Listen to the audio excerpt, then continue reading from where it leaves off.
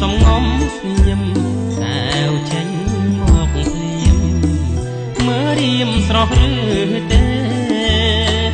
បងស្រស់ណាស់ឆ្នះអស់ប្រុសស្រុកខ្មែរនេនទុំក៏ចាញ់បងដែរមើលណែបងស្អាតមែនបងស្រស់ណាស់ឈ្នះសម្រស់ចៅរិទ្ធពិសែនស្អាតមែនតែនឈ្នះទាំងព្រះរាមអូនប្រយ័ត្នចុងឈាមស្ដាយរៀមបានគេផ្សេ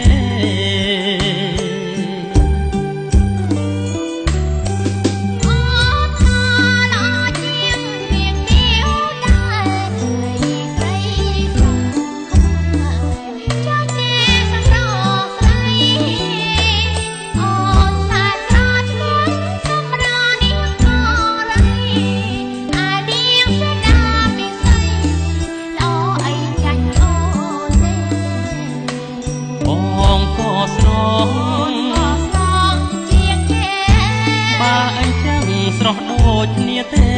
ត្រូវតែណែបងទៅប្រលឹង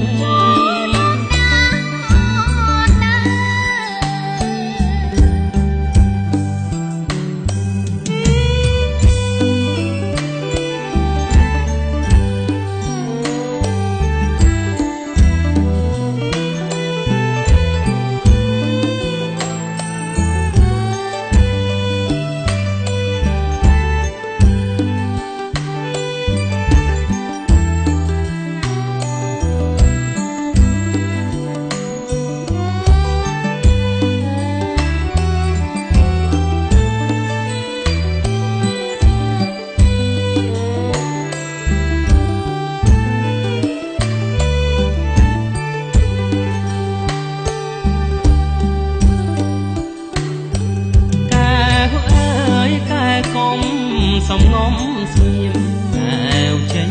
មកភ្លាមមើលរៀមស្រស់ឬទេបងស្រស់ណាស់ឆ្នះអស់ប្រុសស្រុកខ្មែរនេនទុំក៏ចាញ់បងដែរមើលណែបងស្អាតមែន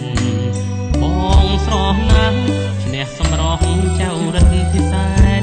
ស្អាតមែនតែនឈ្នះទាំងព្រះរាមអូនប្រយ័ត្នចុងឈាមស្ដាយរៀមបានគេផ្សេ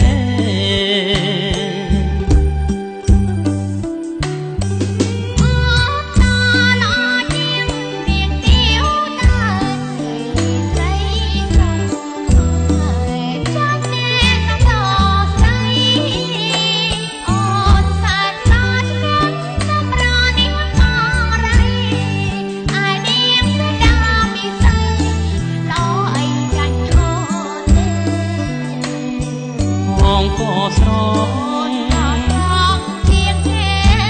មកអីចឹងស្រស់ដូចគ្នាទេត្រូវតែ